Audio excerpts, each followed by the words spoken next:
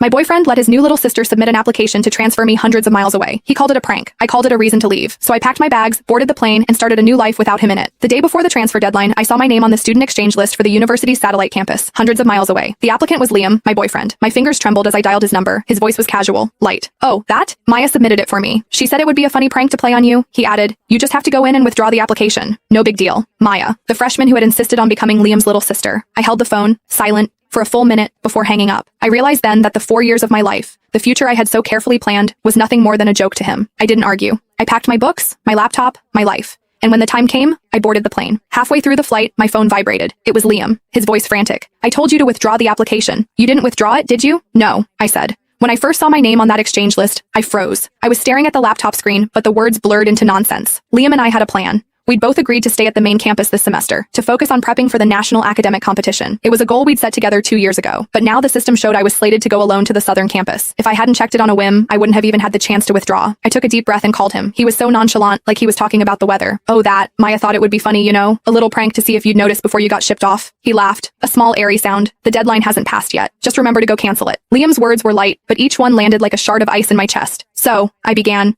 my voice trembling with a weakness I hated. You think this is just a small thing? Here we go. He sighed, the impatience sharp in his tone. Are you really going to make a big deal out of this? Just withdraw it and it's over. Maya's just energetic. She was playing around. I stared at the transfer notification on my screen. My throat felt thick, clogged with wet cotton. It took me a moment to find my voice. What if I hadn't noticed in time? Maya used my student ID and password. I could report her to the dean's office for this.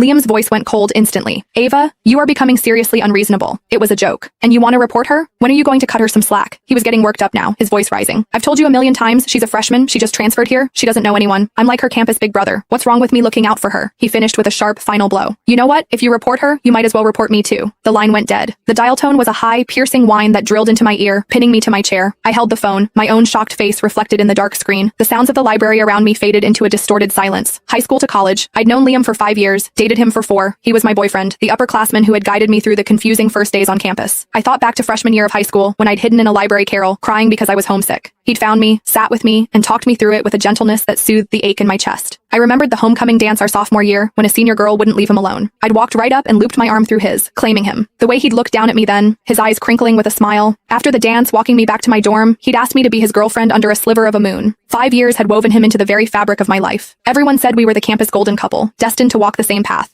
We'd already planned it all out. After graduation, we'd stay in this city, get an apartment, adopt a cat. We were going to carefully transplant our student love into the real world and watch it grow. Everything was supposed to run on its designated track, smooth and steady, toward a bright future. But now, I was staring at a cold, digital notification that felt like a punchline to a joke I wasn't in on.